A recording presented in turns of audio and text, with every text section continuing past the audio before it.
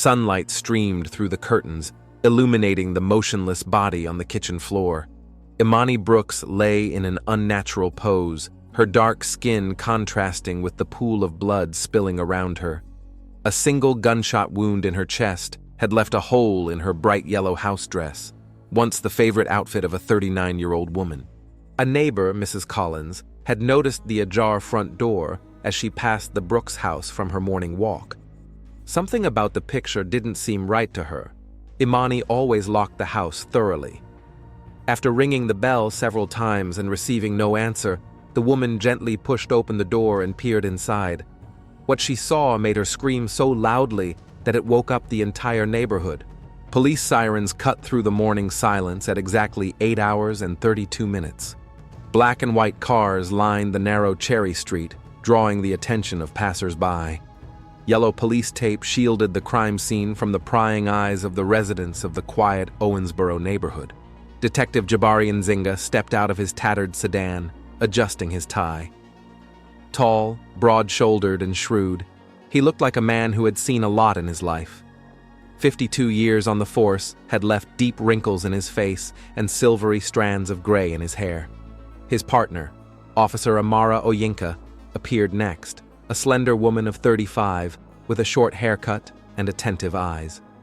She had transferred to their department only 3 months ago, but had already earned the respect of her colleagues with her methodical nature and attention to detail. "What do we have here?" Jabari asked the patrolman guarding the entrance.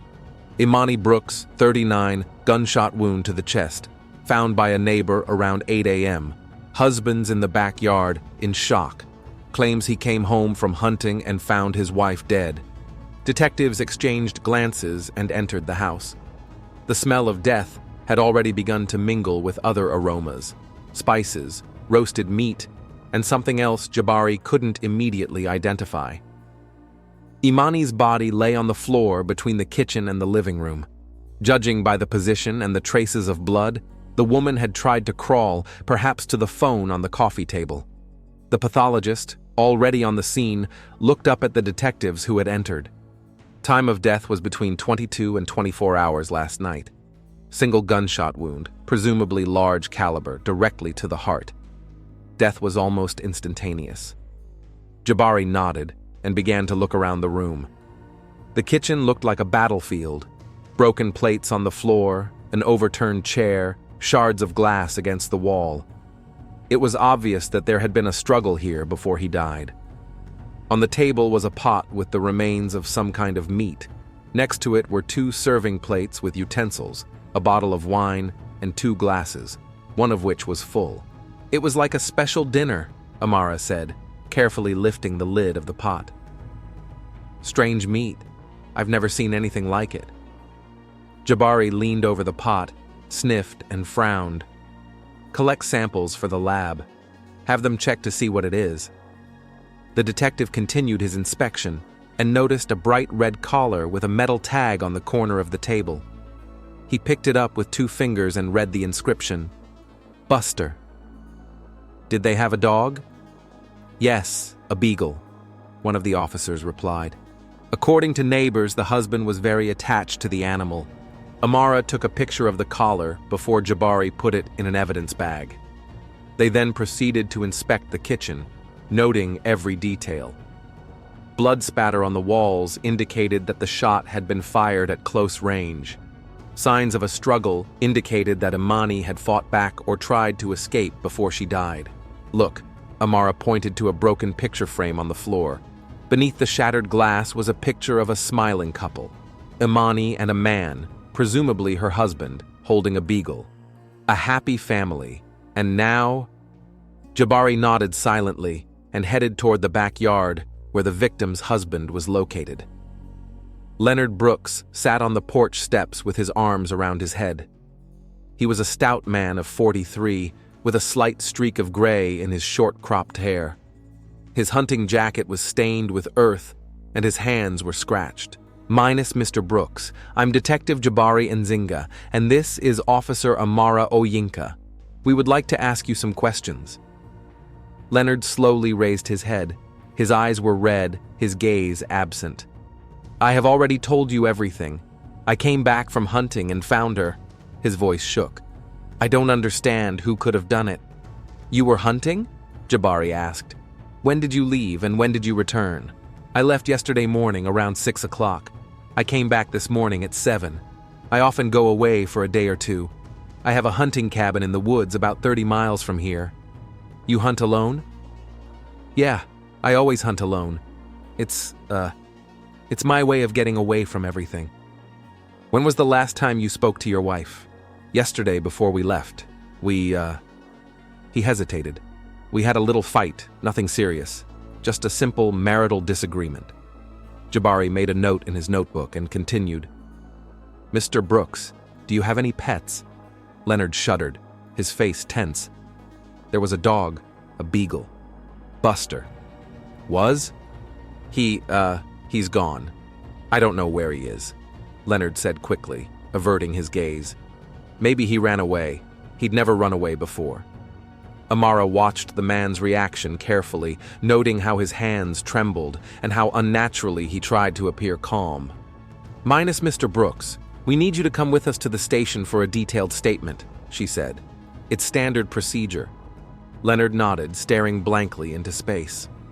While the officers escorted Brooks to the police car, Jabari walked around the house, scrutinizing the grounds.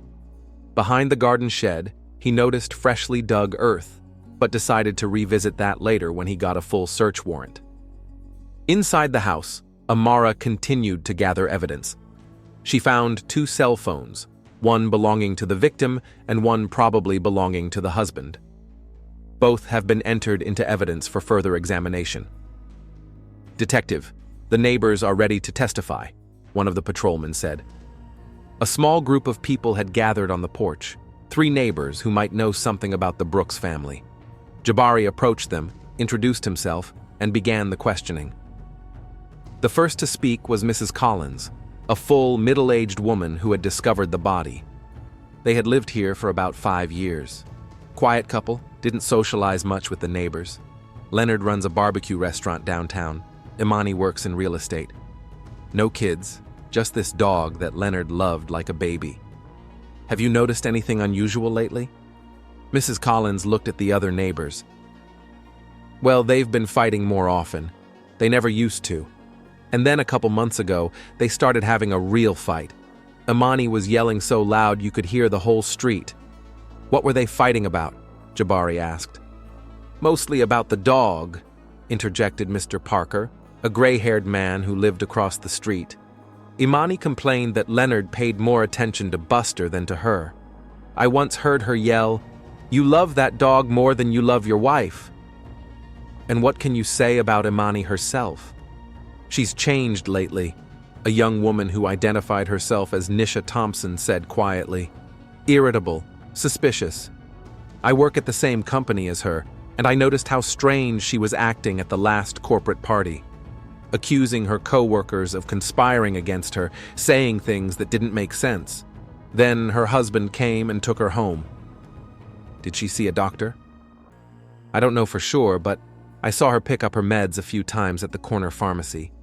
My brother works there as a pharmacist, but he can't talk about the customers, you know. What about the dog? Did Imani treat her badly? Not badly, Mrs. Collins reflected. But in the last few weeks, she's been complaining that she's had enough of Buster. One day, I saw her yelling at the dog in the garden, threatening him. Buster was whimpering and hiding behind Leonard. It was not pleasant to watch. Had anyone seen the dog in the last few days? The neighbors shook their heads negatively.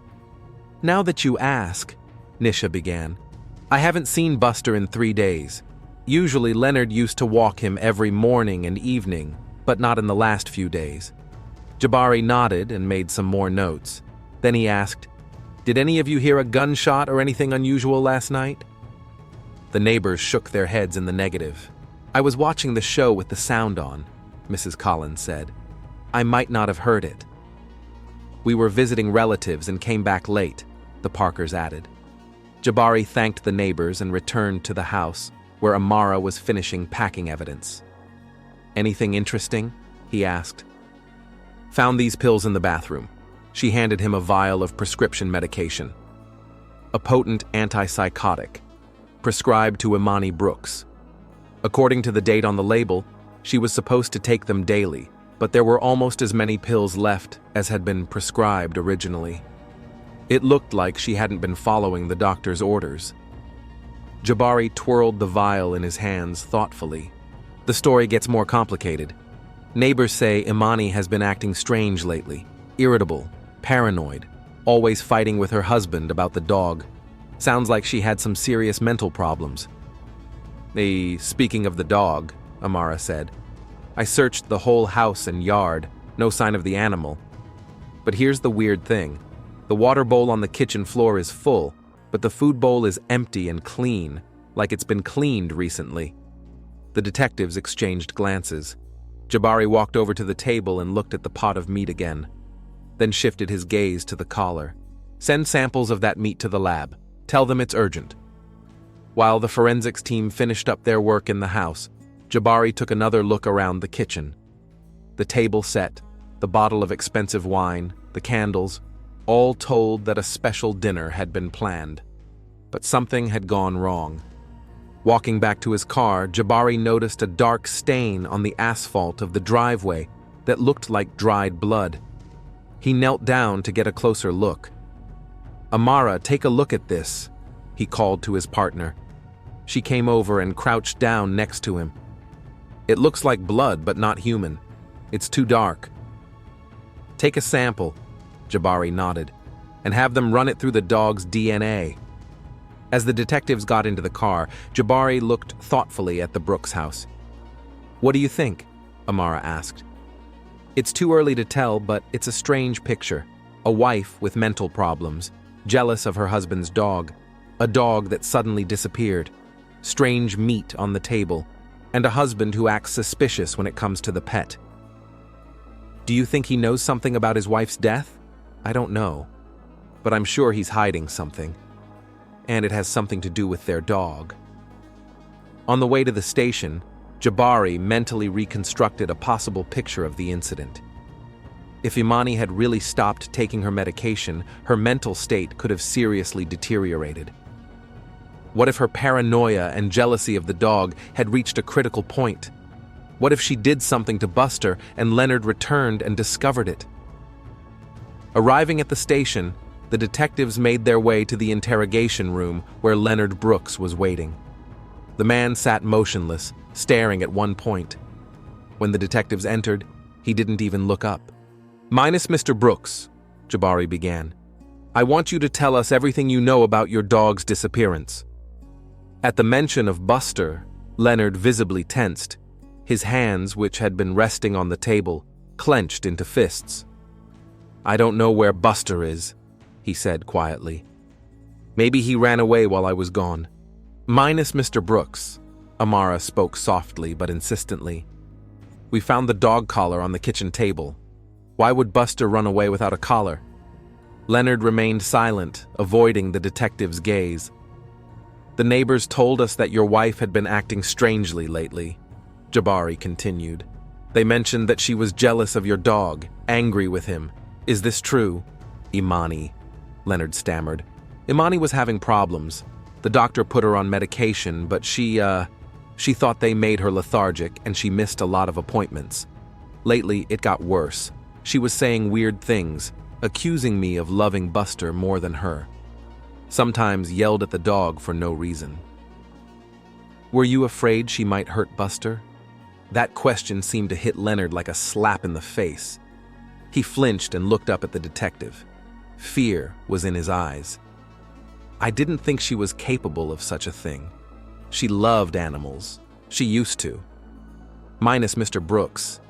Jabari leaned forward. What really happened? Where's your dog? Leonard swallowed, his gaze lowering again. I don't know. I really don't know. When I left to go hunting, Buster was at home with Imani. And when I came back, you found your wife dead and the dog was gone. Jabari finished for him. Leonard nodded without looking up. The interrogation room at the Owensboro police station was small and stuffy. Gray walls covered with faded paint, a desk, 2 chairs, and a large mirror for other police officers to watch. Fluorescent lights mercilessly illuminated every wrinkle on Leonard Brooks' tired face. Detective Jabari Nzinga sat opposite, scrutinizing the suspect. He opened a file folder and pulled out some crime scene photos. "Minus Mr. Brooks, tell us more about your relationship with your wife in recent months." Leonard ran his hand through his short-cropped hair. His eyes were red from tears or sleeplessness. "We've grown distant from each other. Imani started having problems about a year ago. At first, it was just mood swings, irritability. But then it got worse." "Worse? In what way?" "She got suspicious, accused me of cheating on her for no reason. Said she was being watched at work, that the neighbors were making noise to drive her crazy." "When did you notice that her attitude toward your dog had changed?" Leonard swallowed, his gaze darkening. "About 6 months ago, Buster had been with me for 5 years. I'd gotten him from the shelter after Mom died. Imani had never been interested in him, but she didn't mind having a dog in the house." He stopped talking, collecting his thoughts. Then she started saying weird things. That Buster looked at her judgmentally, that he was spying on her. "One day I came home from work and found that she had locked him in the bathroom all day with no water because he was eavesdropping on her conversations." "Did you seek medical attention?" "Yes, I insisted on seeing a psychiatrist. Imani was diagnosed with a paranoid disorder and prescribed medication. It got better for a while, but then she decided the pills were a conspiracy and stopped taking them." "What about the jealousy of the dog?" Leonard grinned sadly. "It became an obsession. She accused me of loving Buster more than her, said I was giving the dog more time and attention. Maybe she was right about something. He was, easier." At that moment, the door opened and Amara Oyinka entered the room with a folder in her hands. She placed the documents on the table and whispered something in Jabari's ear. "Minus Mr. Brooks." Jabari showed one of the photographs. "Do you recognize this?" The photo showed the kitchen table in Brooks' house with a pot and a collar. "Yes, that's our kitchen," Leonard replied quietly. "And this?" The detective pulled out another photograph that showed a close-up of the meat from the pot. Leonard looked away, his face contorted with disgust. "I don't know what this is." "Preliminary forensic results say it's dog meat," Jabari said, watching the suspect's reaction carefully. "And we found the same meat in your wife's stomach." Leonard turned pale, his hands began to tremble. "You're saying that Imani, that she... We believe your wife killed and cooked your dog, Mr. Brooks, and judging by the contents of her stomach, she ate the meat shortly before she died." There was silence. Leonard sat frozen like a statue. Then he covered his face with his hands, and his shoulders shook in silent sobs. Jabari gave Leonard time to deal with his emotions before continuing the interrogation. Amara, meanwhile, left the room to continue her investigation. After interrogating Leonard, the detectives headed to the house of Zakaria Adebayo, the suspect's best friend and owner of the gun store, the marksmanship shooter. They hoped to get more information about the Brooks family. Zakaria met them warily, but after explanation, he agreed to help the investigation. "They lived together for 5 years," he said, rubbing his forehead tiredly. "Everything was fine at first, but in the last year something changed. Imani became different, suspicious, jealous. Leo was very worried about it." "What can you say about the dog?" Jabari asked. "Buster was like a child to Leo. He took him from the orphanage after his mother's death, and it helped him cope with his grief. They were inseparable." "And Imani? How did she feel about Buster?" Zachariah paused, searching for words. "She was fine at first, but in the last few months, she began to see him as a rival. She said strange things that the dog was following her, that Leo loved Buster more than she did. Leo recounted that he once caught her with a knife over the dog.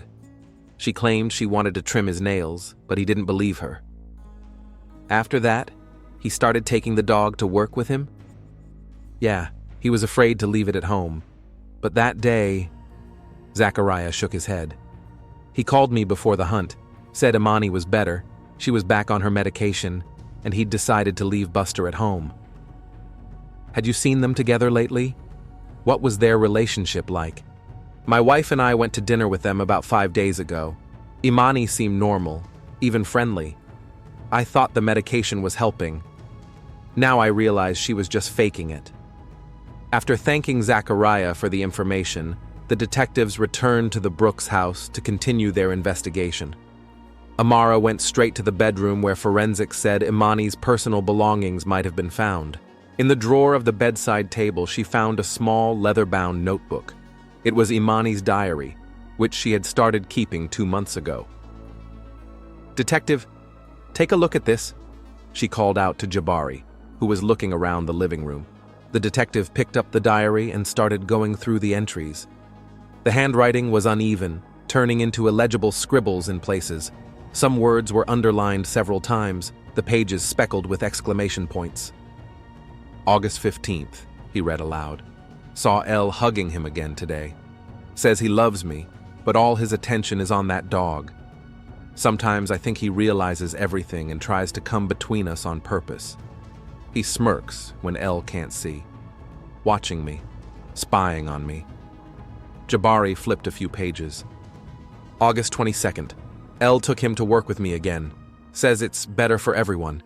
He thinks I don't know what it's all about. He's afraid to leave his precious pet with me. He thinks I'm dangerous? I'm not dangerous. I just want this rival out of our lives." Amara glanced over Jabari's shoulder. This is clear evidence of growing paranoia. She saw the dog as a rival, as a threat. "September 1st, Jabari continued to read. "Saw a program today about countries where they eat dogs. Why is that considered unacceptable here? Maybe if Elle didn't know it was his meat. I wonder what it tastes like. They say it tastes like rabbit meat." The detectives looked at each other. Jabari turned a few more pages. "September 10th, resolved. When Elle leaves for his hunting trip, I'll get rid of my rival once and for all. I'll prepare a special dinner. Maybe when he disappears, Elle will finally love me truly again." "This is the last entry," Jabari said, closing the diary. It was dated the day before yesterday. Leonard had gone hunting yesterday morning. "So she was really planning to kill the dog," Amara concluded. "We should check the area around the house." They headed toward the garden shed where Jabari had earlier noticed freshly dug soil. The forensics team was already working there, carefully excavating the area. "Detective," one of them called out, "we've found the remains of an animal." Jabari stepped closer. In the hole were the remains of a dog, skin, bones, and a head with the characteristic long ears of a beagle. "It's Buster," he confirmed. "Photograph everything and send it to forensics." While the forensics team worked on the remains, Amara looked around the barn. It was dark and dusty inside, smelling of gardening tools and earth. "Detective, look at this!" She pointed to a wooden table against the wall. "Bloodstains and hair. Looks like she butchered the dog right here." There was a large knife with a wooden handle on the table, dried blood on the blade. "The animal's murder weapon," Jabari said. "Bag it for examination." Amara examined the knife carefully before handing it to the forensic scientist. "Detective, the initials on the handle are LB, Leonard Brooks. It's his knife. Kitchen knife or hunting knife? From the shape, it looks like a hunting knife. Imani used her husband's hunting knife to kill and butcher his dog." Detectives returned to the house to continue their search. In a desk drawer, Amara found a stack of prescriptions for Imani Brooks, written by Dr. Morrison, a psychiatrist at a local clinic. "There are several prescriptions here," she said as she looked through the documents. "Strongly potent antipsychotics, anxiolytics. The last one is dated August 1st for a month. That means the medication would have run out on September 1st, and Imani would have had to go to the doctor for a new prescription." "Check to see if she saw Dr. Morrison in September," Jabari said. Amara made the call and received a response a few minutes later. Imani had missed her appointment on September 2nd and never made another appointment with the doctor. Dr. Morrison tried to contact her but was unsuccessful. So she really did stop taking her medication at least 3 weeks ago, Jabari concluded, and her condition was worsening. By late afternoon, the detectives returned to the station with more evidence. The picture of what had happened was becoming clearer. Imani Brooks, who suffered from a mental disorder and was not taking her medication, had killed and cooked her husband's dog, driven by a pathological jealousy of the animal. The big question remained: who killed Imani herself? All the evidence pointed to Leonard, but more concrete proof was needed to bring charges. The detectives realized that if it had happened as they suspected, Leonard could have acted out of a state of extreme passion, which could mitigate his punishment. But for that, they needed his confession. The third day of the investigation began for detectives Nzinga and Oyinka by returning to the Brooks house. The morning sun mercilessly illuminated the yellow police tape still fencing the crime scene. Neighbors peered furtively out of their windows, watching the police work. The tragedy that had played out in the quiet Owensboro neighborhood was the main topic of local conversation. Jabari and Amara walked slowly down the driveway, discussing the forensic results from the day before. "We know for a fact that there was dog meat in the pot, presumably Buster's," Jabari said. "We know that Imani ate the meat herself. We have her diary with entries about her plans to get rid of her rival. But we still need concrete proof of Leonard's involvement in her death." "He still refuses to talk about what happened after he came home," Amara reminded her. "Maybe we'll find something in the house that will make him confess." They entered the house where the forensics team was already working. One of them approached the detectives with a plastic evidence bag. "Detective Nzinga, we found this in the basement behind the tool rack." The bag contained a 12-gauge hunting rifle with the initials LB scratched into the wooden buttstock. "That's not the gun we found under the porch," Jabari said, scrutinizing the find. "No, sir. That one was loaded and recently used. This one looks clean, hasn't been fired in a while. Leonard Brooks' fingerprints are on it, too." Jabari frowned. "So he had 2 nearly identical guns? Check the serial numbers, the registration. I need to know how many total guns are registered in Brooks's name." Amara, meanwhile, had gone up to the bedroom where another CSI was working through Imani's personal effects. On the dressing table was the victim's unlocked cell phone. "Were you able to unlock it?"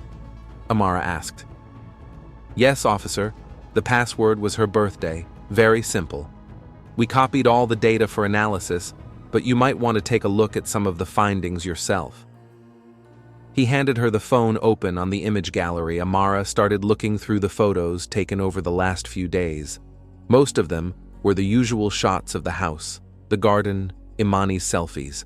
But then the photos began that took Amara's breath away. Imani had captured the entire process of killing and cutting up the dog. The pictures were clear, methodical, as if she were documenting a cooking recipe. In some, she even posed with a knife in her hand, smiling at the camera. The last pictures showed a dish of Buster's meat, beautifully arranged on a plate, with garnish and sauce. "Jesus," Amara whispered, feeling nauseous. She continued to study her phone and opened the messaging app. The last dialogue was with a contact saved as Tammy. Imani had sent her a message the day of the murder, around 6 o'clock in the evening.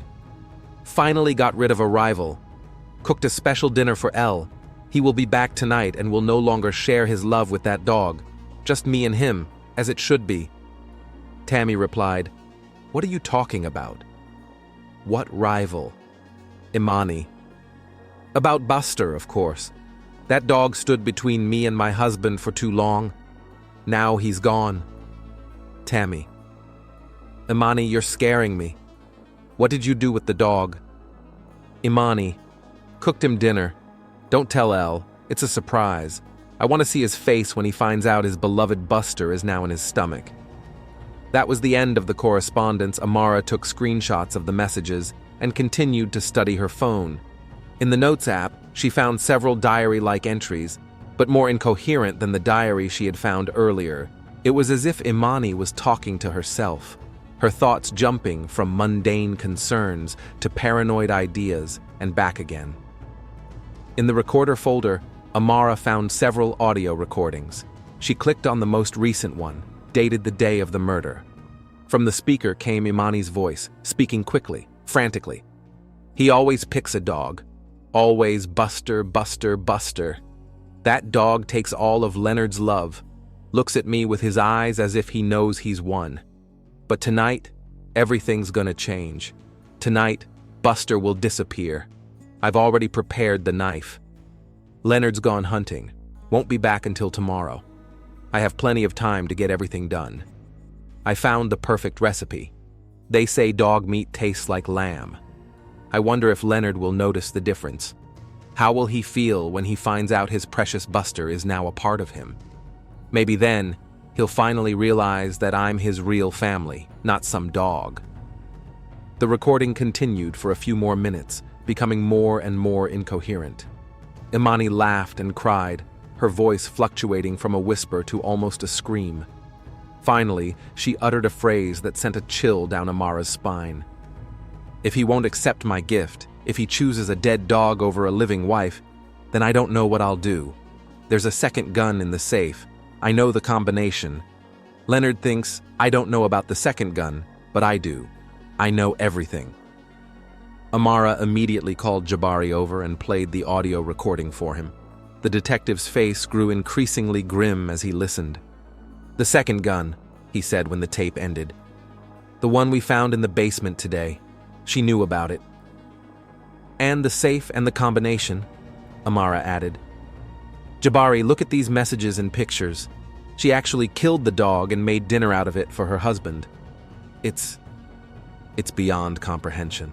Mental illness," Jabari said quietly. "Untreated, it can turn ordinary jealousy into pathological obsession. We should show Leonard all this. Maybe now he'll be ready to tell us what happened that night." They looked around the house one more time and peeked into Leonard's office before leaving. On the desk, Amara noticed a piece of paper with Imani's handwriting on it. It was a note written, judging by the date, on the day of the murder. "Leonard, I know I haven't been the best wife lately. These pills make me lethargic, so I stopped taking them. Maybe it's a mistake. Sometimes I feel like I lose touch with reality. I see things that aren't there, think thoughts that scare me. But one thing I do know is that I can't handle your love for Buster. I feel like you love him more than you love me. Today I've solved that problem. I hope you'll understand and forgive me, because now there will be no one between us. Just you and me, just like in the beginning." The detectives looked at each other. The note was not addressed as a suicide note, but contained Imani's confession of her mental instability and her intention to solve the problem with the dog. Back at the station, they prepared to re-interview Leonard Brooks.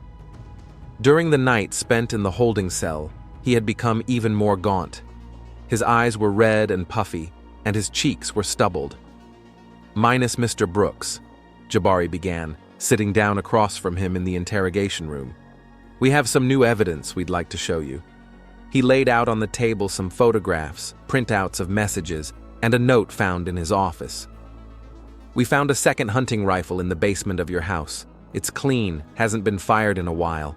On the audio tape your wife made the day of the murder, she mentions this gun and says she knows the combination to the safe." Leonard stared silently at the evidence spread out in front of him. His face expressed nothing but deep fatigue. "We also found pictures on your wife's phone of her killing and butchering your dog," Jabari continued, not showing the pictures for ethical reasons, "and messages in which she writes to her friend that she got rid of her rival and prepared a special dinner of Buster for you." At the mention of the dog's name, Leonard flinched. His hands, which had been resting on the table, clenched into fists. "Mr. Brooks," Amara said softly, "we also found a note written by your wife on the day of the murder. In it, she admits that she has stopped taking her medication and realizes that she is losing touch with reality. She writes about her obsession with your dog and that she has solved the problem." Leonard closed his eyes. A lone tear rolled down his cheek. "All the evidence indicates that your wife, in a mentally unstable state, killed your dog, and made dinner out of it, Jabari concluded. We also know that you came home earlier than you had originally said. A neighbor saw your car around 9 o'clock at night, not the next morning. Leonard slowly looked up at the detective. Minus Mr. Brooks, what happened when you got home and discovered what your wife had done? There was a long pause. There was such silence in the interrogation room that the ticking of the clock on the wall could be heard. Finally, Leonard spoke. His voice was hoarse, as if he had been silent for a long time. I lied about the time of my return. I really came back around 9 o'clock at night. The hunt was unsuccessful, and I decided not to stay the night at the lodge. I wanted to surprise Imani. He paused, gathering his thoughts. When I entered the house, candles were burning in the kitchen and the table was set. Imani greeted me with a glass of wine. She was strangely excited. She said she had prepared a special dinner. I noticed that Buster didn't run out to greet me as usual. Asked where he was. She said he ran away, but I didn't believe her. She was never good at lying. Leonard swallowed, his gaze absent, as if he were reliving the events of that night. I started looking around the house for Buster, calling for him. Imani insisted I sit at the table, taste her cooking. I looked in the kitchen and saw his collar on the table. Then I knew something was wrong. I started questioning Imani and she laughed.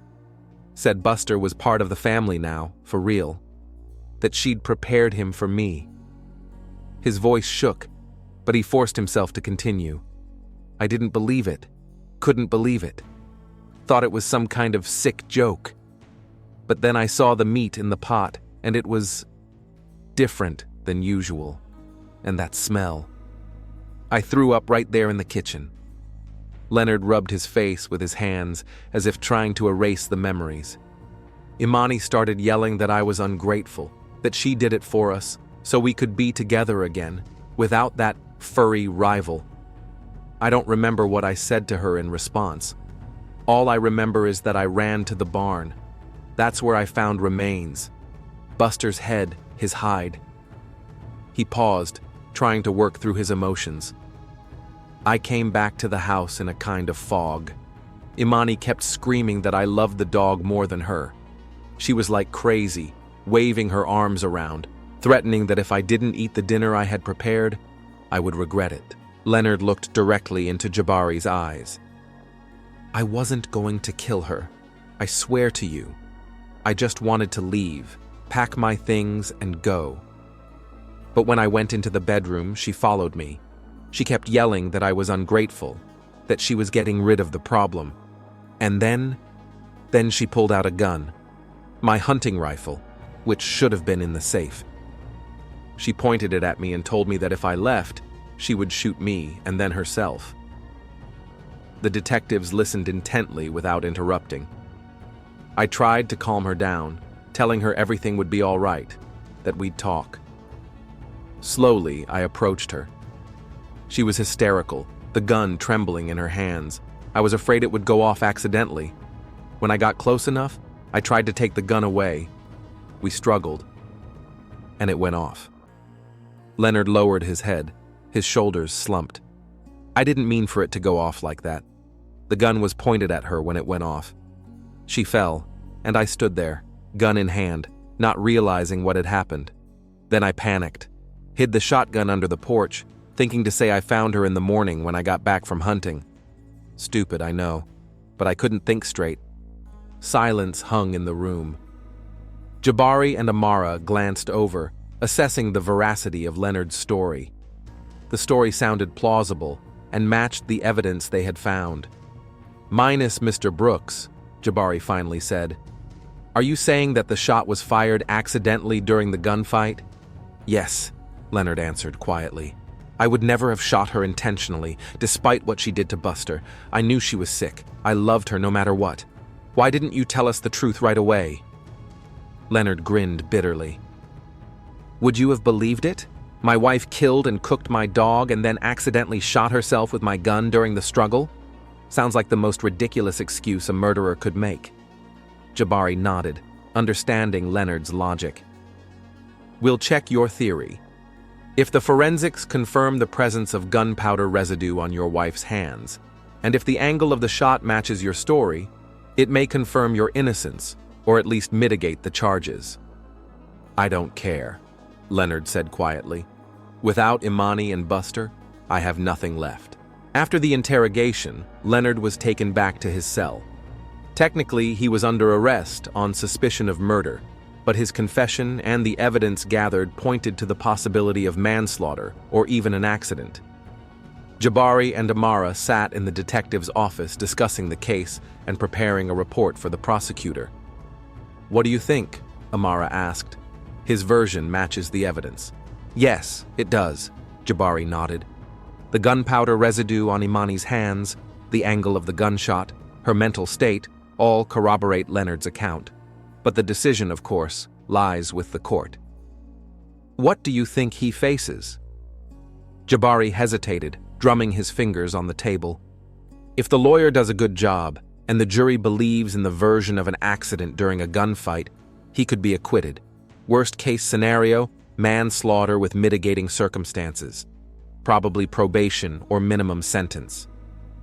Amara nodded, agreeing with her senior colleague's assessment. Tragic story. Mental illness ruined 2 lives.